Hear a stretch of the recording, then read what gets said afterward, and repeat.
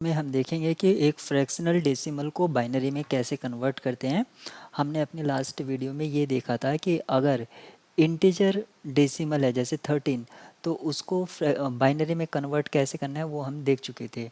अब हमें यहाँ पर जो देखना है वो ये देखना है कि अगर फ्रैक्शनल वैल्यू है जैसे कि 0.625 तो उसको बाइनरी में किस तरह से कन्वर्ट करेंगे।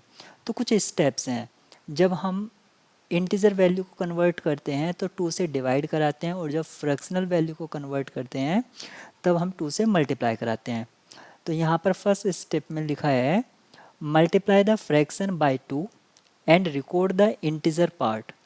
इसके इंटीजर पार्ट को रिकॉर्ड करना है, यानी कि 0.625 अगर आप इसको मल्टीप्लाई कराएंगे तो 1.250 ये आएगा।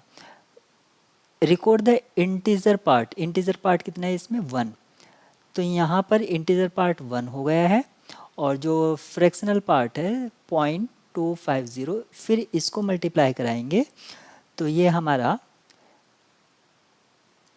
इतना आ जाएगा।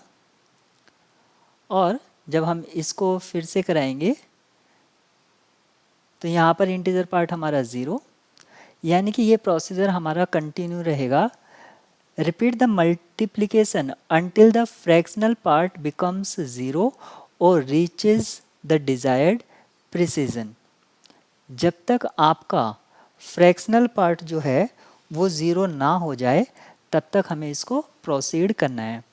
Read the integer part in the order they were obtain to get binary number. तो यहाँ पर हम देख लेते हैं 6.25 को जब 2 से मल्टीप्लाई कराया 1.25 आया। फिर यहाँ पर इंटीजर पार्ट आपका 1 है और फ्रैक्शनल पार्ट 0.25 है। फिर फ्रैक्शनल पार्ट को अगेन 2 से मल्टीप्लाई कराया 0.5 आया। यहाँ पर इंटीजर पार्ट आपका 0 और फ्रैक्शनल पार्ट आपका 0.5। इंटीजर पार्ट मीन्स डेसिमल से पहले का पार्ट। फिर 0.5 को 2 से मल्टीप्लाई कराया तो हमें यहाँ पर स्टॉप कर देना है जब आपका जो फ्रैक्शनल पार्ट है वो कितना हो जाए 0 हो जाए।